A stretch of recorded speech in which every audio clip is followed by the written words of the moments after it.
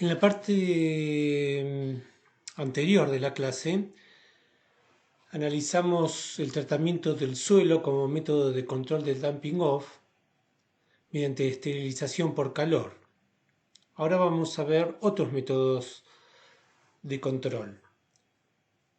Luego, aparte del calor, tenemos el método de esterilización química, que puede realizarse de tres maneras diferentes: sin variación de pH, mediante la aplicación de formol al 4% o ácido acético, aplicarlo directamente al suelo, o bien con variación de pH mediante la utilización de ácido sulfúrico en las cantidades que presentamos en la lámina, o bien la aplicación de sulfato ferroso o de aluminio en concentraciones que varían según la estructura del suelo y su propia acidez. Y otro método de esterilización química es la aplicación de fungicidas. Acá hay distintos productos: el PCNB, pentacloronitrobenceno, el Captan, el Venomil, compuestos cúpricos. Todos ellos tienen las desventajas del alto costo relativo que tienen, y que también eliminan organismos benéficos, y que la micorrización, o sea, el fenómeno por el cual se incorporan hongos simbiontes a nivel de las raíces de las especies forestales, se retrasa. Una mención especial es el bromuro de metilo. Es un compuesto que es un biocida, o sea, mata todo tipo de organismos y es altamente tóxico y está totalmente prohibido. Hacemos la mención acá porque en una época fue un producto muy utilizado, un producto que es un gas. Está totalmente prohibido en todas partes del mundo por los efectos tóxicos, cancerígenos para el ser humano, y aparte elimina todo tipo de organismos del suelo. Otros métodos de control del dumping off es el tratamiento de las semillas.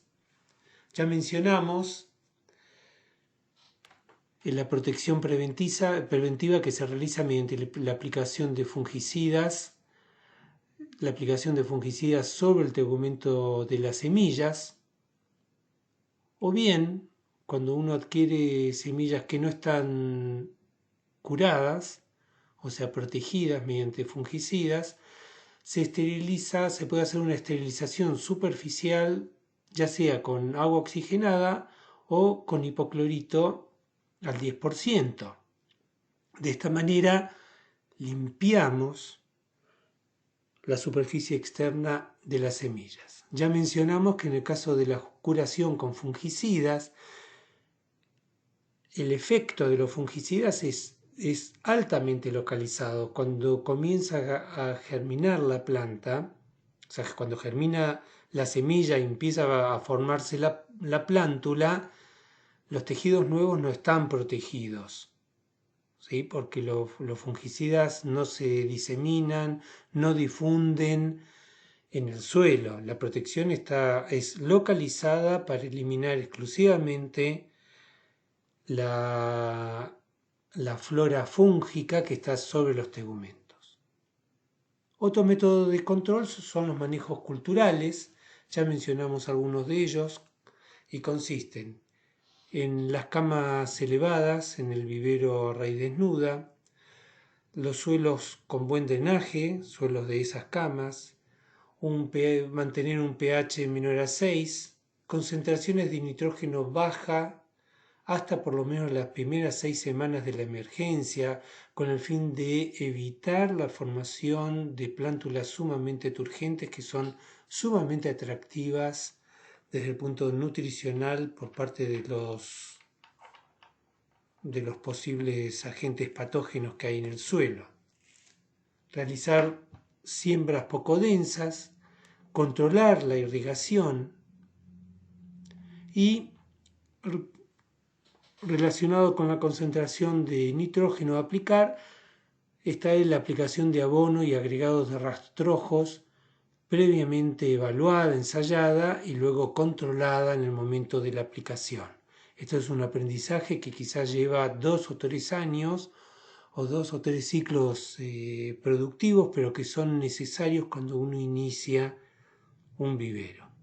Y por último tenemos los métodos de control biológico, que consiste en la aplicación de organismos antagónicos, como ser especies de hongos del género Trichoderma o la especie de hongo Gliocladium virens.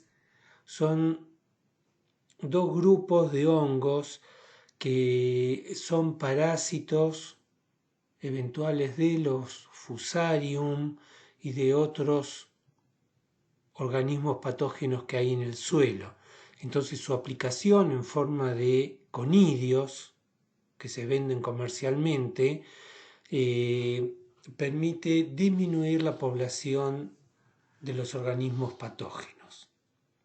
Otro método de control biológico es la aplicación de micorrizas, que como vamos a ver en próximas clases, benefician a las plántulas en formación, protegiéndolas del ataque de patógenos. Esto está muy comprobado con numerosos ensayos que se han realizado, o bien la aplicación de bacterias como organismos controladores, por ejemplo las del género Streptomyces.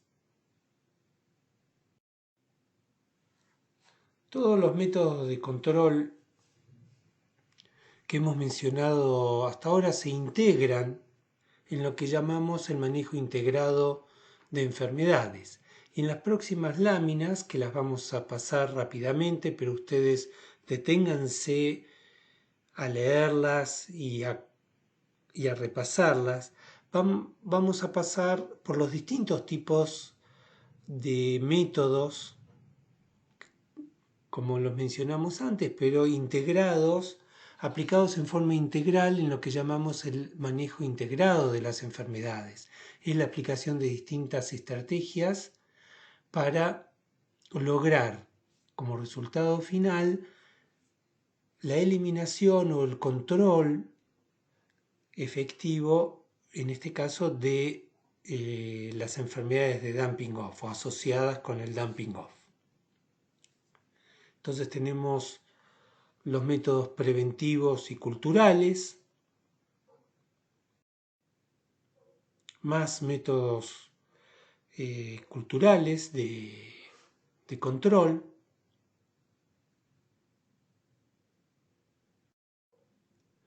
el control químico y el control biológico. Todos métodos que ya hemos repasado, acá los presentamos como una lista con mayor detalle, en forma de repaso para adquirir este concepto. Por último, vamos a presentar otros problemas de enfermedades de vivero, que vamos a comenzar con esta que se llama pudrición carbonosa de las raíces. Esta es una enfermedad asociada con muchas producciones vegetales de distinta índole, desde árboles hasta plantas herbáceas o arbustivas, en viveros de todas partes del mundo. A la izquierda tenemos ejemplos de árboles no forestales, pero plantas arborescentes afectadas por esta enfermedad. En el medio tenemos una fotografía de una planta de maíz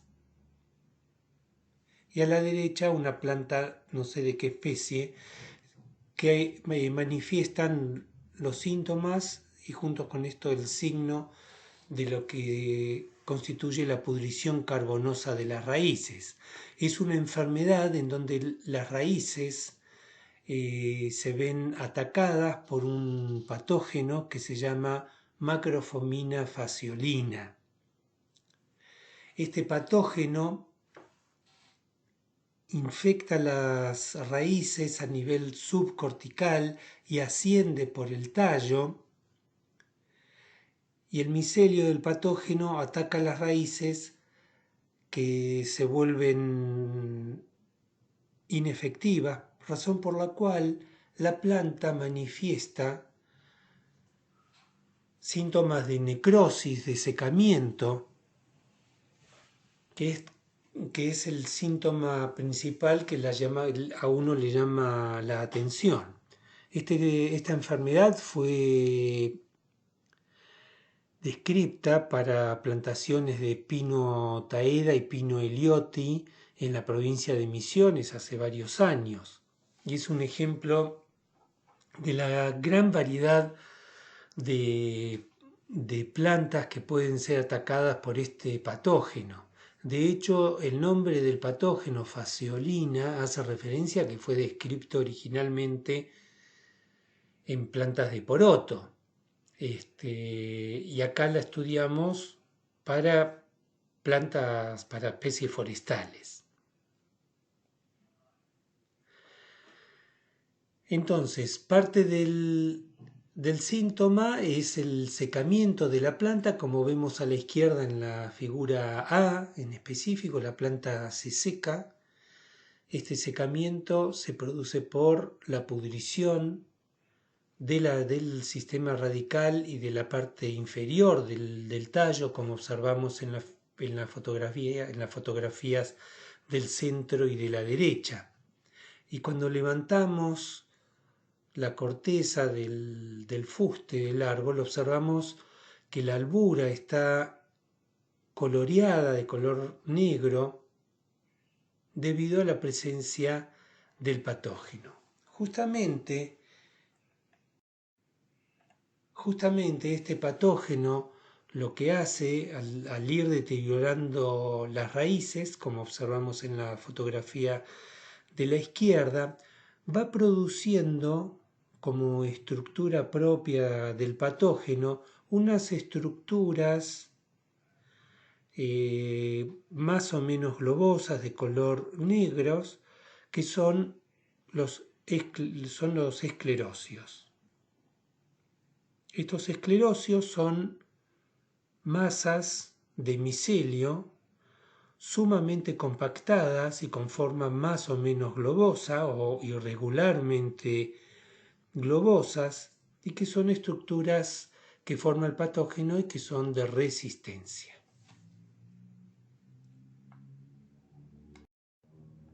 Acá observamos con más detalle estos esclerosios que son sumamente importantes en la capacidad patogénica que tiene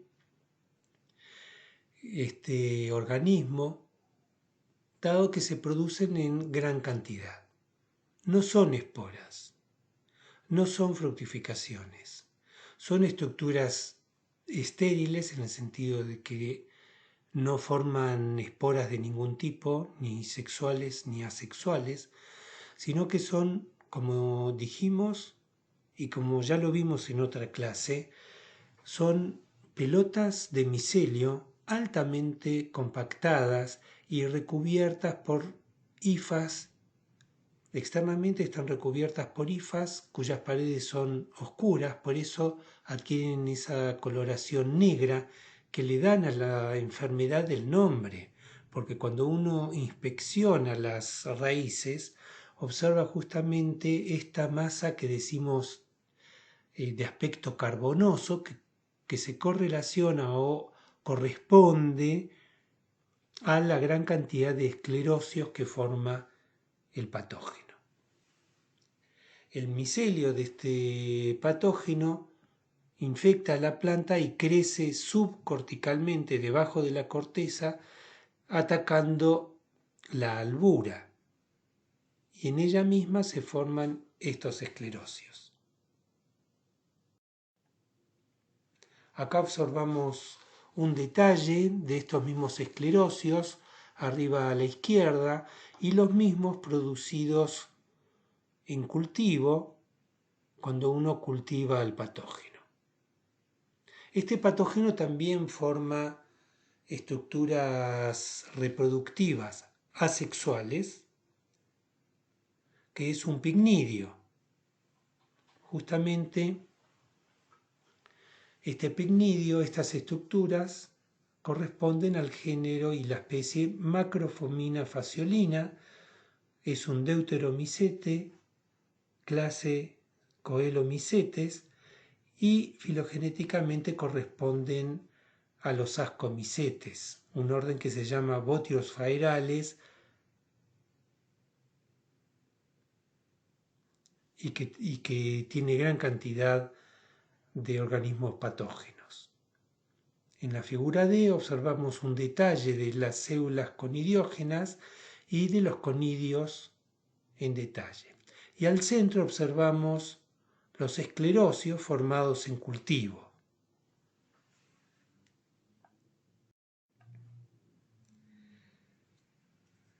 El ciclo de la enfermedad se inicia con el inóculo primario en el suelo, que mayormente está constituido por estos esclerosios, que por su tamaño se llaman microesclerosios, que es un habitante normal del suelo.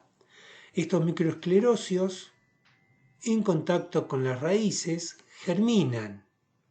Justamente los exudados de las raíces son una señal química para el patógeno para germinar.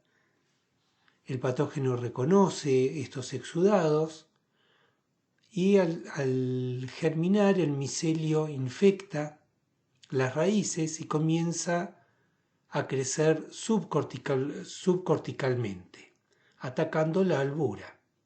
La albura comienza a pudrirse por necrosis. El patógeno es necrotrófico, mata las células de la albura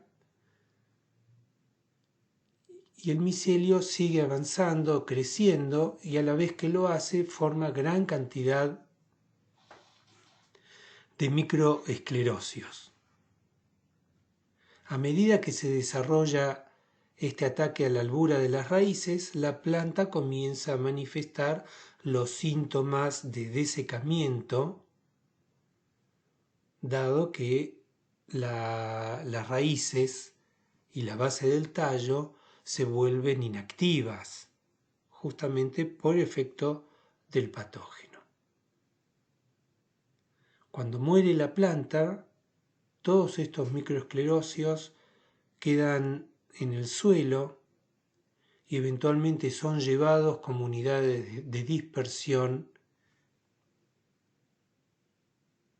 por el agua, ¿no? Son por el agua de lluvia, por ejemplo, y son arrastrados en el suelo y de esta manera son diseminados. La gran cantidad de microesclerosios es lo que determina la gran cantidad de inóculo que puede haber en el suelo. Eventualmente, este mismo patógeno forma las estructuras de reproducción asexual, los picnidios, cuyos conidios también constituyen estructuras de infección de nuevas plantas. Esta afección en Argentina está observada en muchas partes del país para gran cantidad de especies. En el caso de las especies forestales, como les comenté, ha sido detectada para plantaciones jóvenes de pino taeda y pino eliote y Pinus elioti en el norte de Argentina. Y la infección está asociada con situaciones de estrés por exceso de calor, que sería la condición medioambiental principal que dispara o permite o beneficia el ataque por parte del patógeno.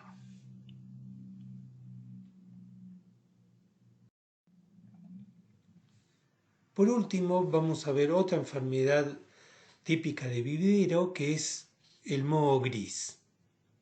Esta enfermedad es un problema sanitario que casi podríamos decir de post cosecha, o sea que se asocia no tanto con la planta en crecimiento del vivero, sino cuando uno la saca del vivero y la prepara para llevarla a la plantación. También puede ocurrir en vivero. Y como vemos, ocurre el ataque en las partes bajas de las plántulas y consiste en la formación de un moho de color gris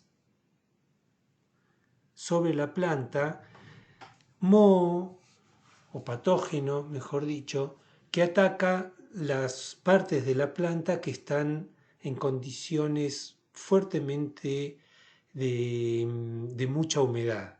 Por eso generalmente ocurre en las partes bajas, pero no exclusivamente en ellas. El agente etiológico es un organismo sumamente estudiado en la literatura fitopatológica porque no solamente ataca plantines forestales, sino que ataca a especies vegetales de muy distinto tipo en viveros de todas partes del mundo. Y el agente patogénico se conoce con el nombre de Botrytis cinerea. Es un deuteromicete del grupo de los hifomicetes, que eventualmente forma estructuras sexuales. Es un discomicete llamado Botrytina fuchsiana, pero rara vez aparece en los ambientes productivos. Por eso lo conocemos mayormente con el nombre de la fase asexual Botrytis cinerea o moho gris. Acá tenemos un detalle de cómo este moho ataca una parte de las plántulas de una conífera y observamos cómo las hojas mayormente están recubiertas de este moho que se caracteriza por tener en forma masiva una coloración gris que le da el nombre a la enfermedad. Este organismo ataca las hojas secándolas, necrosándolas, y la planta se pone de color marrón.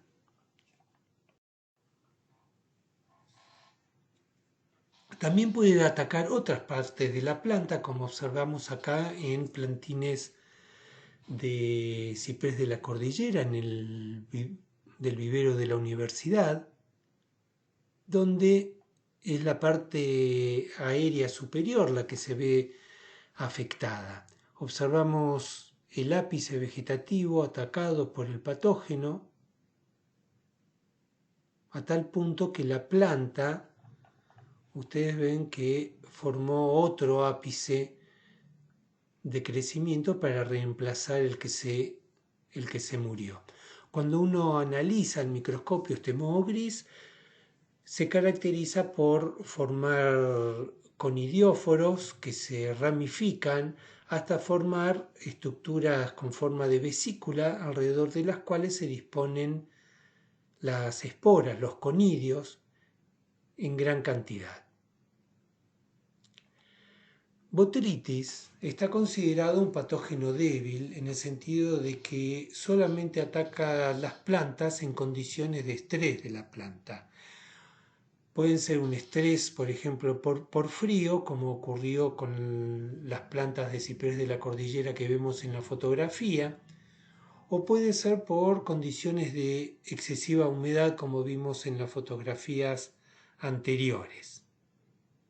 Y justamente acá mencionamos el estrés por temperatura o el exceso de humedad como los condicionantes para el desarrollo y la acción efectiva de este patógeno. Acá observamos la misma lámina que la anterior, pero a la derecha podemos observar con mayor detalle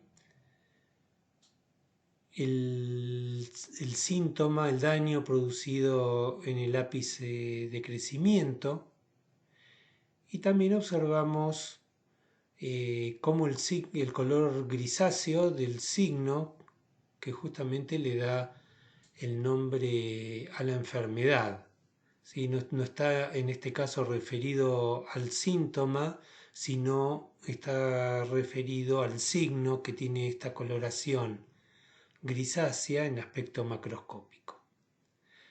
Botrytis es una enfermedad que también se desarrolla cuando nosotros sacamos las plántulas del vivero, las acondicionamos para llevar al campo y no manejamos bien los tiempos entre que las acopiamos y las llevamos al campo. Cuando llegamos al campo, muchas veces, si no organizamos bien el momento, no coordinamos bien cómo llevamos las plántulas, cuando llegamos al campo, esas plantas, por haber quedado mucho tiempo apiladas, unas entre otras, y generando humedad, este patógeno puede afectar a las plantas y atacarlas, produciendo un porcentaje de humedad que a veces es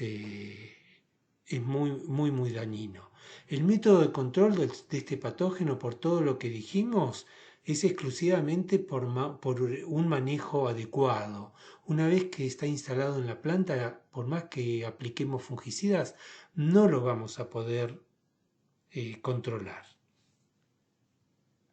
Ya el daño va a estar producido.